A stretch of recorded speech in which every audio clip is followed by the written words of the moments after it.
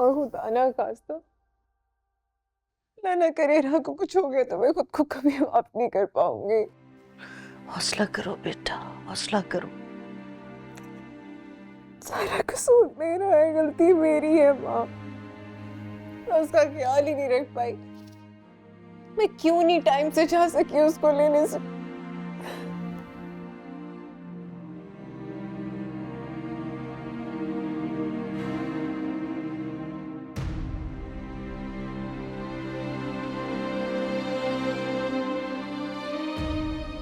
बेटा ऐसी बातें नहीं करते। अल्लाह से दुआ करो, सब ठीक हो जाएगा। खैरियत से बच्ची आ जाएगी घर। इंशाल्लाह।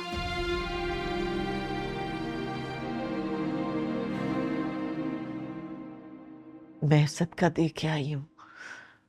अल्लाह पे भरोसा रखो मेरी जान, मिल जाएगी हमें इरहा इंशाल्लाह। बस मत रो।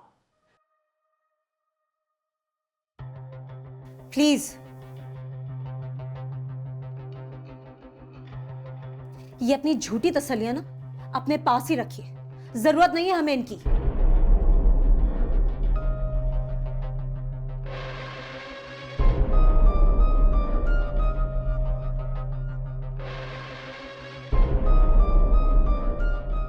शाइला, डैड प्लीज आज मुझे बोलने दीजिए, कम से कम आज तो ना चुप करवाएं।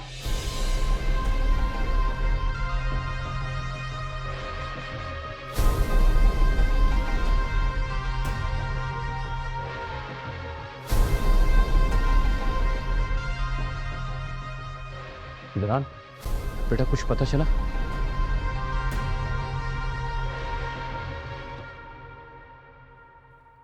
पता नहीं चला।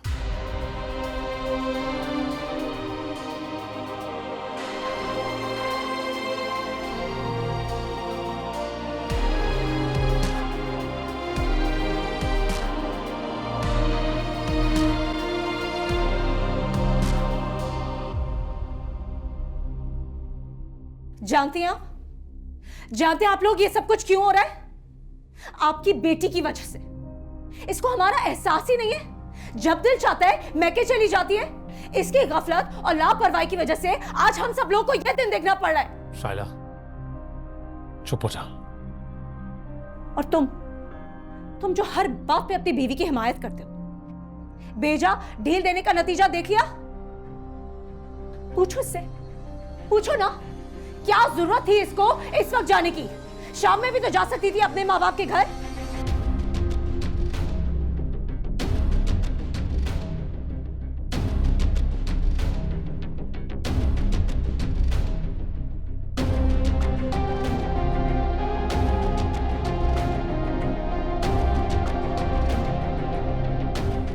नहीं, इतने बड़े घर में जो आ गए, फ्री का गाड़ी ड्राइवर मिला हुआ है, जब दिल चाहता है मुंह उठाती है और अपने मैके चली जाती है।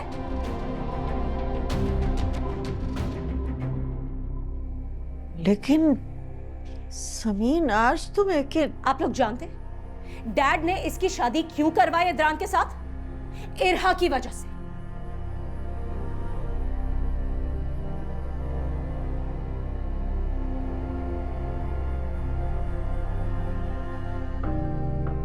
इदरान तो शादी के लिए तैयार ही नहीं था। हमने फोर्सफुली उसे मनाया है क्योंकि इरहा को एक मां की जरूरत थी। हम सबको ये लगा कि ये यहां आएगी तो इरहा को उसकी मां मिल जाएगी, ये इरहा की देखभाल करेगी, लेकिन नहीं, हमें क्या पता था कि ये इस घर में आके अपनी औकात भूल जाएगी।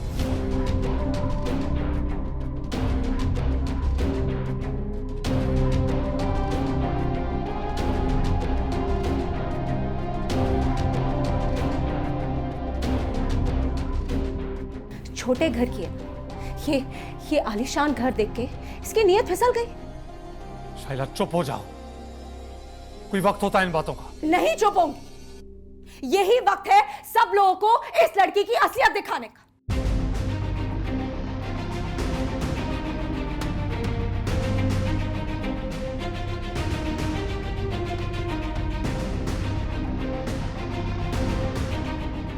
बिल्कुल चुप नहीं, एक एक को बताऊंगी कि मेरी भतीजी इसकी वजह से अगवा हुई है। ये कसूरवार है, जानबूझ के इरा को स्कूल लेने लेट गई है ये। शाइला बस कर दो। बहुत एतबार था ना डैड आपको अपनी इस बहू पे। शाइला प्लीज, आप किसी और दिन भी अपनी नफरत की भड़ास मेरे पे निकाल सकती हैं। क्यों क्यों ना बोलूं मैं? इतना सब कुछ हो गया और मैं तुमसे ये सवाल भी नहीं करूं?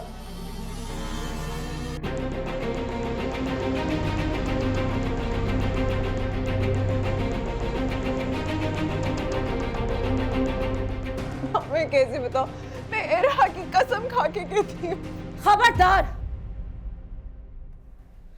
खबरदार, जो तुमने इरा की कसम खाई, तुम उसकी सगी मां नहीं हो, सौतेली मां हो।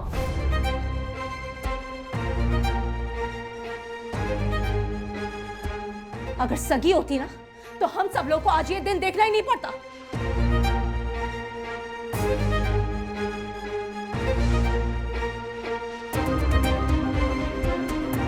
मैं बता रही हूं तुम्हें सभी, इरहा को कुछ भी हुआ ना तो हम सब तुम्हें छोड़ेंगे नहीं। मैं तुम्हें खुद पुलिस स्टेशन लेके जाऊंगी।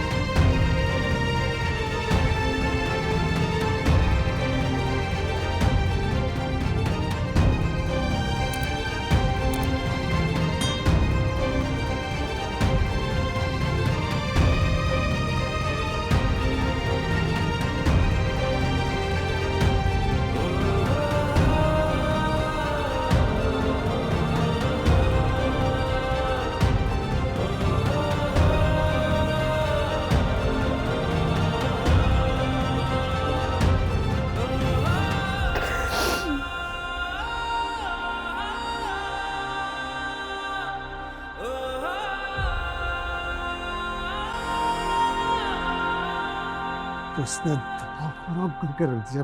बार बार कॉले के सर पे क्या खड़ो, जाओ वहां जाके ड्यूटी दो, जाओ। ओ कमांडो, वहां जाओ, जाओ, आओ गले लग जाओ। अरे वहां जाओ ना, दूसरे गेट पे कोई फलांगे ना आ जाए। ठहरा हूं। हाँ बोलो, क्यों बार बार फोन कर रहे हो भाई? तू मेरा फोन क्यों नहीं उठा रहा था यार? मैं उन लोगों के साथ था, कैसे फोन उठाता? अच्छा अच्छा, कोई मसला वसला तो नहीं हुआ ना? पुलिस को इन्वॉल्व करने की बात तो नहीं कर रहे? फिलहाल तो नहीं, मगर आगे चल के कर सकते हैं। असल में ये लोग बहुत डरे हुए हैं, किडनैपर के रिस्पांस का वेट कर रहे हैं। और बुड्ढा तो कह रहा था कि वो जो डिमांड करेंगे हम दे आएंगे। गुड है। मगर समीन बहुत शोर मचा रही है यार, बार बार पुलिस को इन्फॉर्म करने का कह रही है। लेकिन बड़े मियां ने साफ कह दिया है कि हम किसी भी किस्म का रिस्क अफोर्ड नहीं कर सकते। ये अच्छी बात हुई है। समझदार हैं वो। मैं उन्हें रात को ही कॉल करूंगा। खैर ये बता, उनसे कितने पैसों की डिमांड करूं? डिमांड 5-6 करोड़ बोल दो। कम है, मैं सोच रहा हूँ 10 करोड़ मांगू। क्या गोंद सूंघ के बैठे हो? इसमें टाइम लगेगा। अरे इतना सारा कैश एकदम से कहां से लेकर आएंगे ये लोग? कारोबारी लोग हैं भाई, समझने की कोशिश करो। कोई ना कोई प्रॉपर्टी बेचेंगे ये। तुम सिर्फ 5 करोड़ पे बोलना बस। अच्छा अच्छा, हाँ हाँ, तू ठीक कह रहा है। जैसा तू बोलेगा वैसे ही करूंगा। चल फोन रख।